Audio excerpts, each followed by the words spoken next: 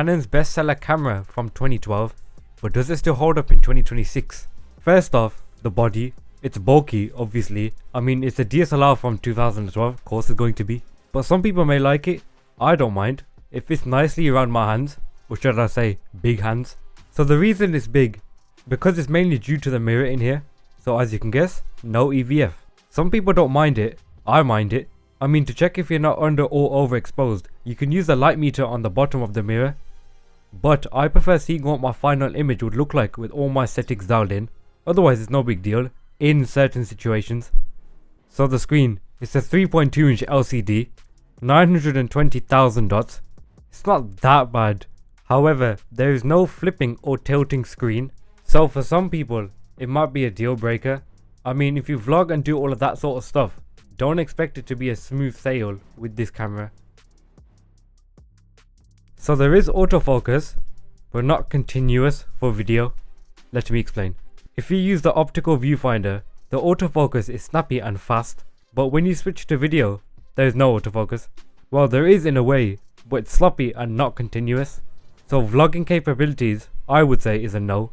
However, if it's a video of just static stuff, you can get away with just manually focusing your lens, as you can zoom in before you start recording by pressing this magnifying button.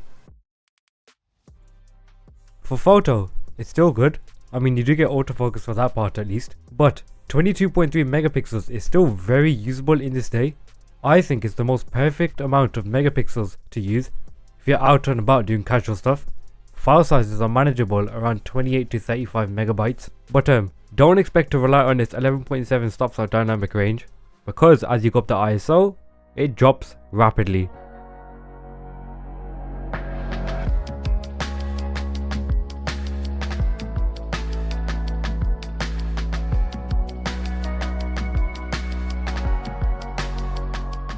For me, it's mainly in the shadows it doesn't shine as much, but I haven't had that much of a problem because I rarely shoot in dark situations.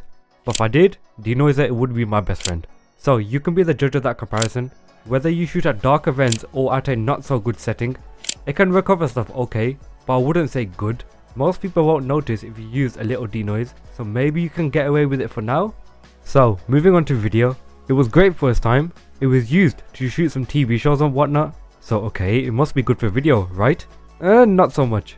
Sure, in good lighting this camera may look better compared to a phone these days, but the deal breaker is that if you shoot yourself solo, who's gonna focus you in case at the end of your video you realize you moved a tiny bit and you're out of focus? What I do is I hope the camera's focused on me by half pressing the shutter.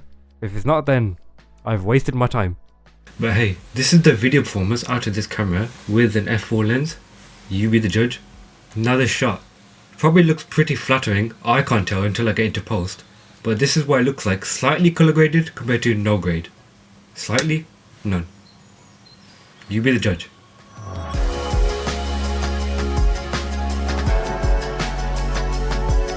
Now, if you just shoot photography, this is still a really good option.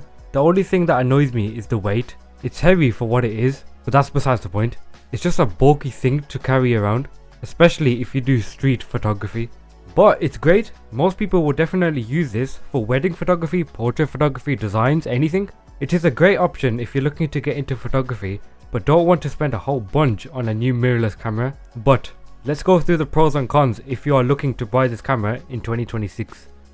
So the pros are, you get a full frame sensor, 22.3 megapixels, the battery life will last around 500 to 700 shots, the grip is nice and wraps around your hands, EF lens ecosystem, so it's cheaper than the newer RF systems, native ISO from 100 to 25,600, expandable from 51,200 to 102,400, 61 point AF system, 6 frames per second burst rate, and dual SD card slots. So now the cons.